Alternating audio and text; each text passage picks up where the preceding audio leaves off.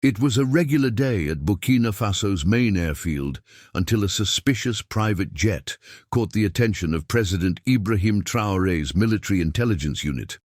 The jet, scheduled for takeoff under diplomatic disguise, raised alarm due to its unlisted cargo and rushed clearance. Acting on instinct and duty, Traoré ordered an immediate interception. As soldiers surrounded the aircraft, what they found inside shocked even seasoned officers. 17 locked suitcases filled to the brim with pure unmarked gold. The weight of this moment and the gold was staggering. What unfolded next would ripple across continents. When President Traoré arrived personally at the scene, he examined the evidence with a calm fury. The suitcases contained hundreds of gold bars, unregistered, undocumented, and likely extracted illegally.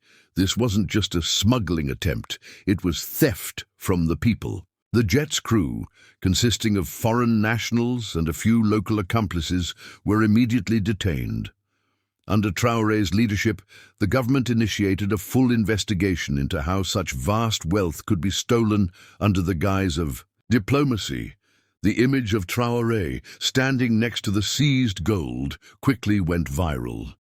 The jet was reportedly en route to a North African destination, known for being a transit point for precious metals. Traoré's office confirmed that none of the passengers had legal authorization to transport state-owned resources.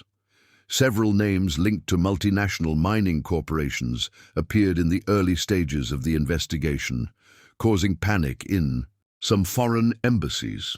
This event marked a defining moment for Traoré's presidency, not just as a defender of national sovereignty, but as a bold disruptor of the corrupt networks draining Africa's wealth. In a fiery national address, later that evening, Traoré declared, "The era of bleeding our land dry is over. Burkina Faso's gold belongs to her people, not foreign elites hiding behind private jets and backroom deals."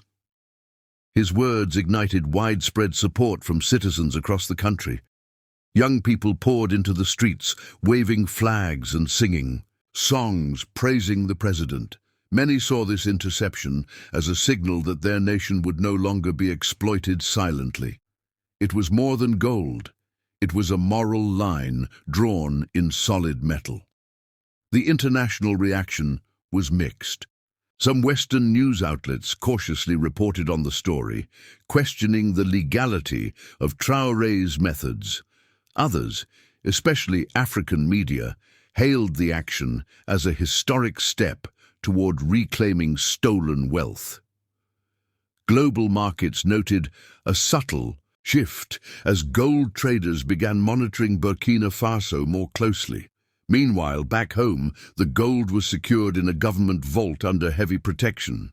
Traoré promised full transparency, vowing that the recovered wealth would fund public infrastructure, healthcare, and education. Interrogations revealed that this wasn't a one-time smuggling operation.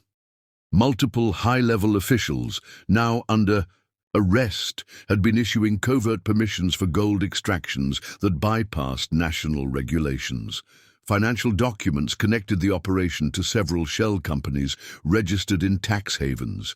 This network had been active for years, quietly, stealing national resources without consequence. But Traoré's decisive move disrupted everything.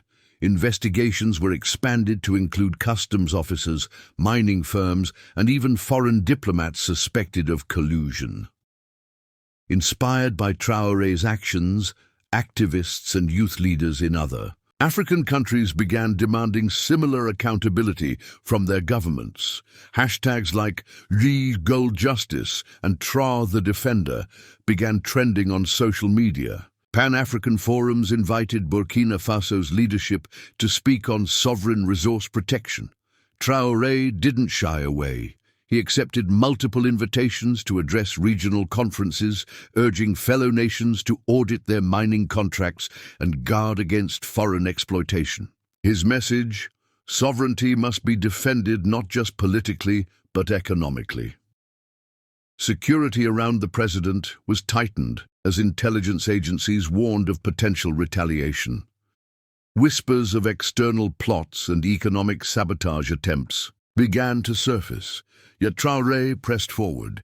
He established a special anti-resource theft commission and pledged to publish a full public report on every gram of gold seized. The first audit, shared online, showed that just these 17 suitcases were worth over $300 million, enough to fund clean water projects for every rural village in the nation.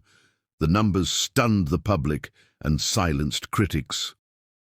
Calls for justice grew louder as citizens demanded that those involved be prosecuted with full force. Trials began swiftly, and for the first time in years, Burkina Faso's courts operated under a bright spotlight. Traoré made it clear. This was not revenge. It was justice. Corrupt elites who had once walked freely were now answering for their betrayal. The people watched with renewed faith in their institutions, finally believing that their voices and their gold mattered. And through it all, Traoré stood unwavering, a symbol of African defiance. The interception of that single plane marked a turning point. No longer just a national leader, Ibrahim Traoré became a continental icon. His bold stand against gold theft challenged the global status quo. For too long, African nations had been treated as open vaults by the powerful.